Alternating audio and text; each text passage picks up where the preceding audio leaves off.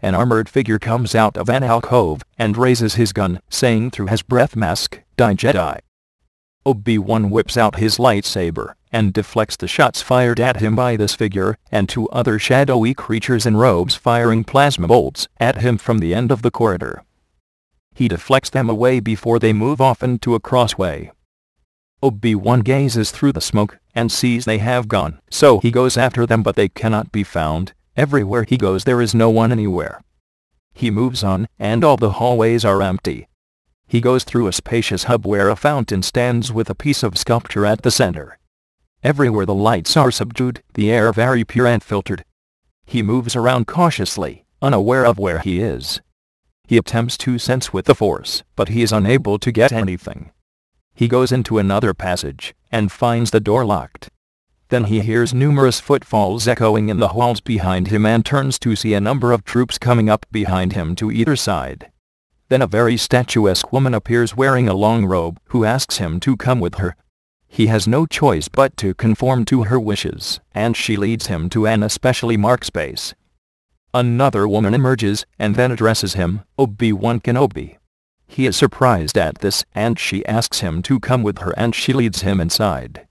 There is a spacious walkway bathed in light through rippling water from windows above, and then he arrives in a voluminous room, and there seated is another woman, equally voluptuous, if not more so. She stands and approaches Obi-Wan and introduces herself as governess of the city, and tells him that they were expecting him, and that if they had known he was coming they would have made plans for his arrival. He is startled and says he is there on official business, and came on short notice. She says she well knows why the Jedi was sent to them, and declares that they have the army which was made there for the Republic. He asks, and she mentions that they were surprised at the request made by Sith Audius for this army of soldiers. Then a door opens, and a clone trooper emerges from the door, out of the shadows, and into the blue, rippled light.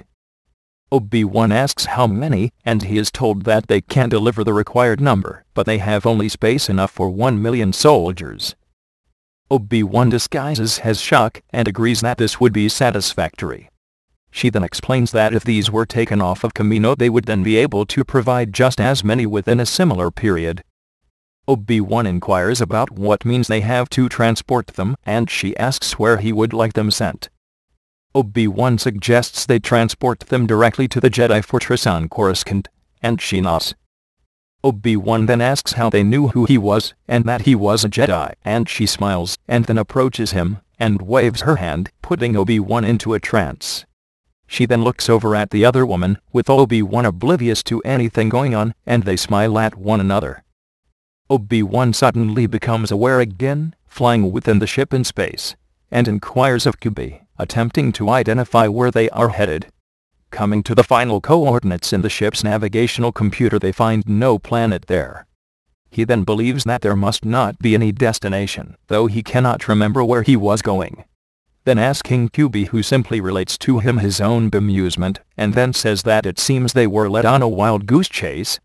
But he receives a priority signal to return to Coruscant at once and asks Kubi to get them there right away. A large ship arrives above Naboo, and looking down at the planet is Lord Tyrannus, a tall, caped figure wearing a blood-red mask, who says that any invasion of Naboo would be foiled again, and that they must go down and capture the Witch of Naboo. He goes to his squad of commandos, who are preparing to board a shuttle to capture her, saying that perhaps with some persuasion she might even be made to ally herself to their cause. Tyrannus boards the shuttle with the commandos, and they launch down to the planet. Anakin is asleep at night and senses something strange, something about his mother. He gets out of bed and goes into the hangar, climbs into his cruiser, and blasts off for home.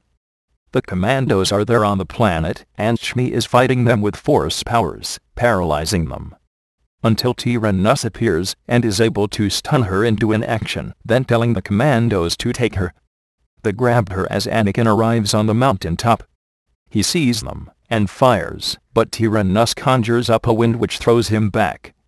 He continues on, and Anakin grabs his gun and fires at him, but Tyrannus deflects the bolts, and the commandos fire back at him.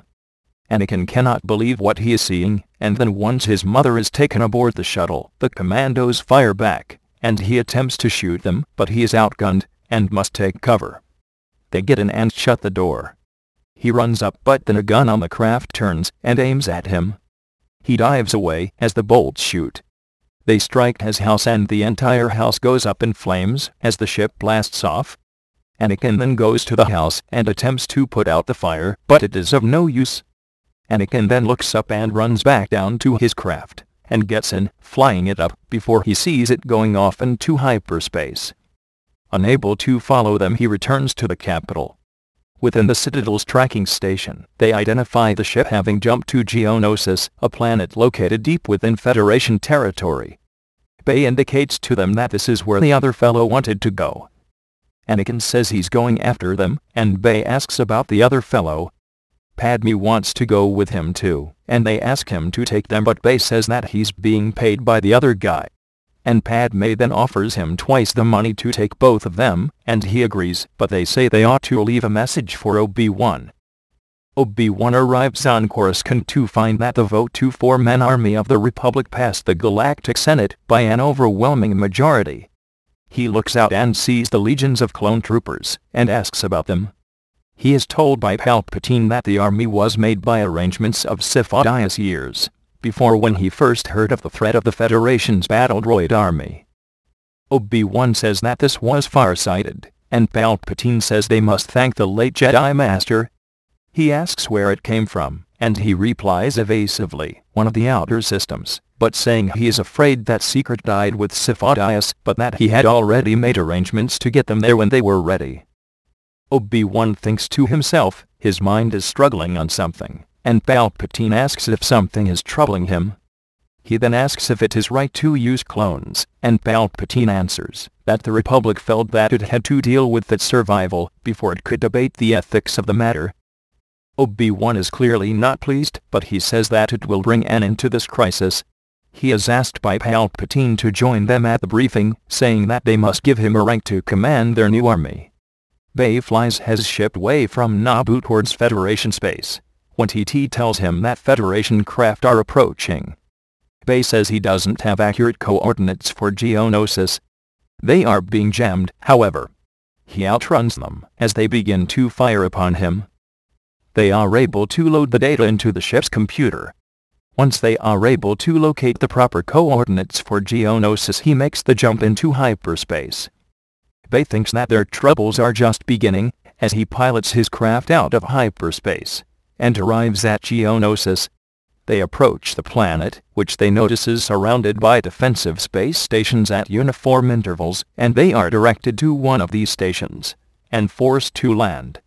They wonder if they were identified by the Federation ships, but Bay thinks it unlikely. Bay is unable to convince them to permit them passage down to the planet.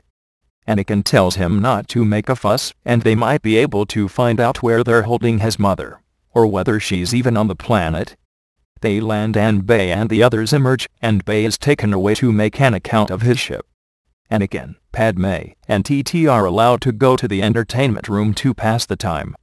Bay is explaining to the officials what his business is, but the Federation men are unsure of the precise nature of his contract on Kypernia, and that it is unusual to have a light cargo ship there when it is not part of a regular consignment.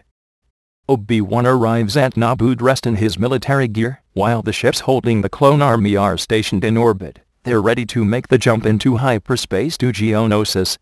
He shuttles down to the Citadel to find that the others have gone, and that the commando they had captured before is no longer in his cell. He finds this strange, and says there is no way they can now go to Geonosis, but he receives the message from the Vice-Chancellor that they gave up waiting for him, and went on without him. Obi-Wan says he hopes they can get him the information he needs, or this whole thing will be a big waste. Someone then goes after Padme, and she spurns him, but he then picks her up and carries her out of the room. Anakin attempts to break through the crowd, shouting to her, and chases after them. Anakin follows the being to the hangar, where two craft are being readied for a routine patrol. The creature knocks out the two pilots, and gets into one of the craft with Padme, which rockets out of the hangar, as Anakin watches, seething with raw emotion.